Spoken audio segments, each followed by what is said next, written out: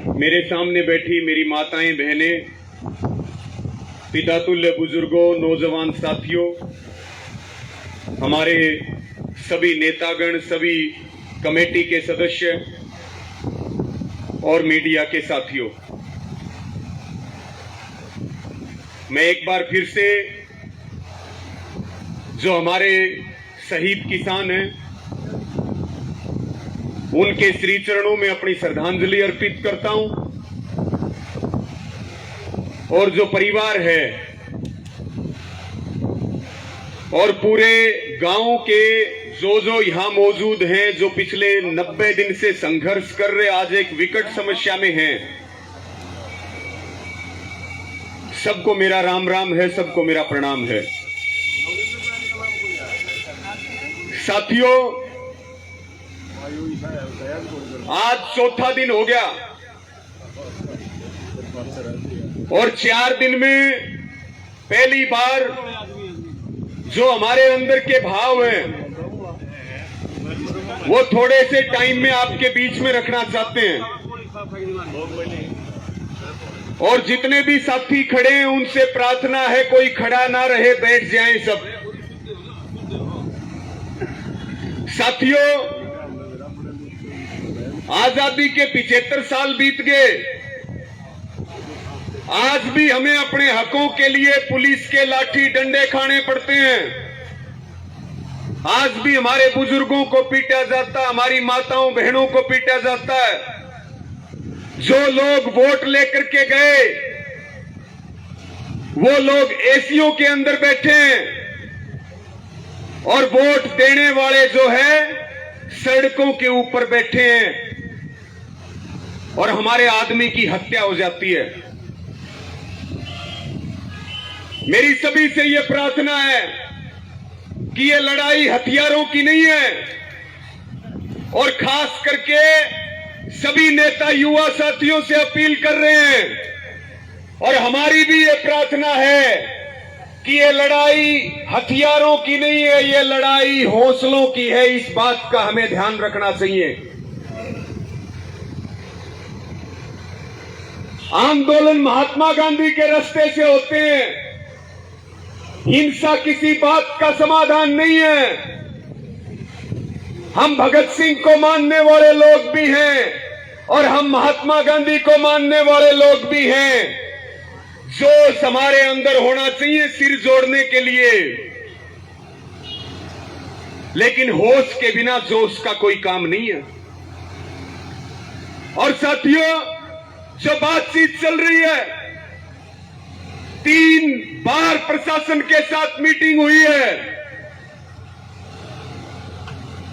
लेकिन कोई बात सिरे नहीं चढ़ी है। अभी भी मैं जब उठ के आ रहा था तो गांव के कुछ लोग मुझे बोल रहे थे कि गांव में दहशत बढ़ाने का काम चल रहा प्रशासन द्वारा, गांव को डराने का काम किया जा रहा है।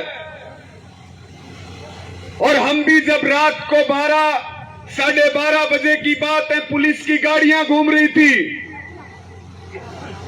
अलग अलग गांव के गलियों में जाती हैं, पुलिस दबिश देने का काम कर रही है।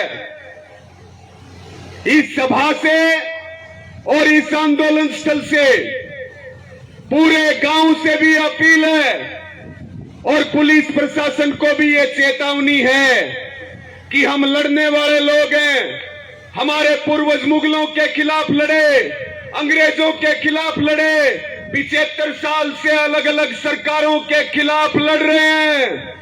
हमारी पगड़ी को चोट मारी गई है, हमारा गिरेबान पकड़ा गया है। सरकार कान खोल करके इस बात को सुन ले कि किसी प्रकार का दबाव सहन नहीं करेंगे। ये बात याद रखना, कान खोल के सुन लो। ना तो पुलिस के दबाव में गांव दहशत में आएगा और ना गाड़ियां घुमाने से हम डरने वाले लोग हैं। और पूरे गांव को यह आश्वासन है, यहां खापों के भी नेता हैं, यहां अलग अलग आपके किसान नेता भी हैं, जब तक इस लड़ाई को जीत नहीं जाते तब तक गांव को छोड़ के नहीं जाएंगे, सब मिलकर के लड़ेंगे, क्योंकि ये गांव के सम्मान की बात है, ये गाय के सम्मान की बात है, ये गौशाला के सम्मान की बात है। और ये गाय के नाम पे राजनीति करने वाली बीजेपी और जेजेपी की सरकार के लिए हमारी चुनौती भी है। साथियों, सारी बातें आपके बीच में आई कि हमारे जो 4 भाई जेल में हैं, जिनसे हम कल मिलकर के आए हैं, और उन चारों नौजवानों का हौसला हमें लड़ने की ताकत देता है। गोद साहब बता रहे थे कि उन चारों नौजवानों ने एक साथ ये बात कही कि हम जेल में रहने से नहीं डरते, परिवार के लोग हमारी बिल्कुल चिंता ना करें, आंदोलन कमजोर नहीं पड़ना चाहिए, आंदोलन की हार नहीं होनी चाहिए, हमें चाहे सारी जिंदगी जेल में रहना पड़े, हम स्वाभिमानी लोग हैं, हम कट सकते हैं, हम मिट सकते हैं, लेकिन हमने कभी झुकना नहीं सीखा। साथियों, इसके अलावा जो बात है, 3 बार की बात हुई है, बिल्कुल सही बात है, हमारा समय बर्बाद किया जा रहा है। अब कमेटी का फैसला यही है कि जो हमारा मेन मुद्दा है, मुकदमे वापसी की, हमारे चारों भाइयों को बाहर निकालने की, और शहीद परिवार के लिए मुआवजा और नौकरी, सरकार अगर करना चाहे तो 10 मिनट में इस काम को कर सकती है। कल वकीलों की भी सलाह ली गई है। और ना करना चाहे तो हमें कोई गरज नहीं है, आदमी हमारा गया है, 302 के मुकदमे हमारे ऊपर दर्ज हुए हैं, सड़कों पर हम बैठे हैं, गरज होगी तो बात कर लेंगे, मांग मान लेंगे, नहीं होगी तो वो अपनी ताकत लगा लेंगे, हम अपनी ताकत लगा लेंगे। हमने पहले भी सरकारों को हराया है, आज भी हराएंगे और आगे भी हराएंगे, हम हिम्मत हारने वाले लोग नहीं हैं। लेकिन मेरी सबसे प्रार्थना है, और मुकदमा भी कौन सा, मुकदमा भी 302 का, अगर गौशाला की लड़ाई लड़ने के लिए और गाय की लड़ाई लड़ने के लिए अगर 302 के पर्चे दर्ज होते हैं तो हजारों बार करो, हमें कोई चिंता नहीं है, हमारे ऊपर मुकदमे कोई नई चीज नहीं है, हमारे लिए जेल कोई नई चीज नहीं है। सरकार इस बात को सुन ले कि हम घुटने नहीं टेकने वाले हैं। और खेतड़ वालों को भी यह प्रार्थना है, सारा हरियाणा आपके साथ है, सारा देश आपके साथ है, घर घर से बाहर निकलो और गांव का सम्मान केवल बचाना नहीं है, सम्मान बढ़ाना है, और इस सरकार का इलाज करना है, इलाज करना है, जब जाकर के हमें तसल्ली मिलेगी। दोनों हाथ उठा के इस बात का समर्थन करें। धन्यवाद। मैं अपनी बात को पूरा करते हुए, जो लोग सरकार में बैठे हैं उनको भी हम ये बात बताना चाहते हैं, इस मामले को लेकर के हरियाणा के उप मुख्यमंत्री का बयान आया। उन्होंने कहा कुछ नए लोग आंदोलन में आए, अचानक आए, और उन्होंने आकर के आंदोलन को हिंसक बना दिया। ये बिल्कुल गलत बात है। किसी भी उप मुख्यमंत्री को या दुष्यंत चौटाला को यह अधिकार नहीं है, हमने अपना आदमी खो रखा है, हम किसी भी तरह से कमजोर नहीं है। गलती उन्होंने कर रखी है, गलती हमने नहीं कर रखी। दुष्यंत चौटाला जो जड़े के ऊपर नमक छिड़कने का काम कर रहे, ऐसे बयानों को हम किसी भी कीमत पर बर्दाश्त नहीं करेंगे। और मेरी एक प्रार्थना है सबसे, बार बार ये बात आ रही है, यहां सारे नौजवान साथी भी बैठे हैं, आपके ऊपर बहुत बड़ी जिम्मेदारी है। ऐसा कोई काम मत करना,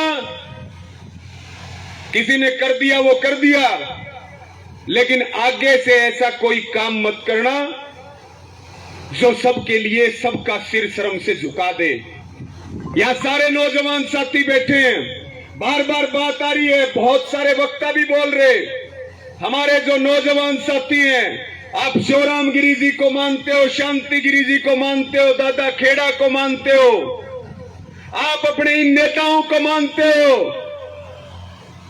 दोनों हाथ उठा के इस बात का, इस पंचायत को, इस सभा में विश्वास दिलाओ कि जो कमेटी का फैसला होगा उसको सिर झुका करके मानेंगे सब लोग। क्योंकि बिल्कुल सही बात है, अनुशासन के बगैर कोई लड़ाई नहीं लड़ी जा सकती। आपके आगे आपके नेता खड़े हैं, अगर कहीं आगे बढ़ना पड़ेगा या और कुछ करना पड़ेगा तो हम आपके आगे खड़े हैं। जो कुछ होगा वो पहले हमारे साथ होगा, उसके बाद आपका नंबर आएगा, पहला आपका नंबर नहीं है। लेकिन अनुशासन मत तोड़ना, और लड़ाई हारेंगे नहीं। हमारी कोई लड़ाई एमएलए बनने की नहीं है, हमारी कोई लड़ाई मंत्री बनने की नहीं है, हमारी लड़ाई हक की है और हक की लड़ाई जीतेंगे। जो प्रशासन ने चालाकी करी, जो धर्मपाल सारण जी हैं, बिल्कुल बार बार ये बात आई कि उनकी मौत पुलिस की लाठी से हुई है, और पुलिस प्रशासन ने चालाकी दिखाने के लिए, अपनी खाल बचाने के लिए दूसरा वीडियो जारी किया कि ट्रैक्टर के नीचे आने से मौत हुई है। हम हर तरह से मजबूत हैं, हर बात का मजबूती से जवाब देंगे, और उस कमेटी में हम उपस्थित होने के नाते पूरे गांव को यह विश्वास दिलाना चाहते हैं कि हम कोई बात कमजोरी से हमारे नेताओं ने नहीं करी अब तक। वो आपके लिए सीना ठोक करके बात कर रहे हैं। या तो बातचीत सिरे चढ़ेगी या तो समाधान निकलेगा, नहीं तो 13 तारीख की जो महापंचायत है, गांव के ऊपर जिम्मेदारी है। आप हाथ पर हाथ धर करके ना बैठे। एक तरफ बातचीत चलेगी, दूसरी तरफ आंदोलन को मजबूत करना पड़ेगा, और जो जो हमारे कानूनी पहलू हैं उनके ऊपर हमें ताकत लगानी पड़ेगी।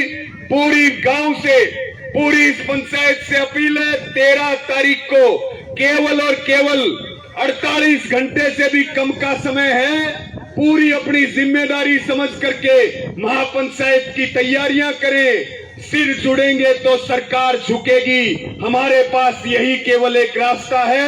आज पूरे गांव के सम्मान की बात है, हरियाणा के सम्मान की बात है, आपके इन नेताओं के सम्मान की बात है। सारे ताकत लगा दो और पूरी ताकत लगा दो। लड़ाई हमारी आमने सामने की है, बगैर पूरा न्याय लिए हम यहां से उठ के जाने वाले नहीं है।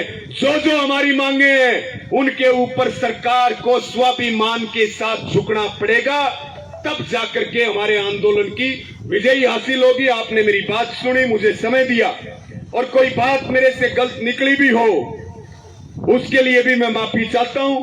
और सभी से हाथ जोड़ के प्रार्थना है कि अपने नेताओं को इस बात का विश्वास दिलाओ, ये खेतड़ गांव बड़ा क्रांतिकारी है, किसान आंदोलन के आप गवा रहे हो। पूरा इस बात का विश्वास दिलाओ कि ना तो खुद गलत काम करेंगे, ना दूसरे को करने देंगे, ना हिंसा करेंगे, ना हिंसा करने देंगे। और हम भी इस बात के ऊपर, क्योंकि उस दिन भी बार बार अपील करी जा रही थी, लेकिन जब अनुशासन टूटता है तो लड़ाई कमजोर होती है। तो सभी साथियों से यही प्रार्थना, यही अपील है कि अपने अनुशासन को बना के रखें, धैर्य को बना के रखें, और शांति से इस आंदोलन को ताकत दें, और 13 तारीख की तैयारी करें। आपने मेरी बात सुनी।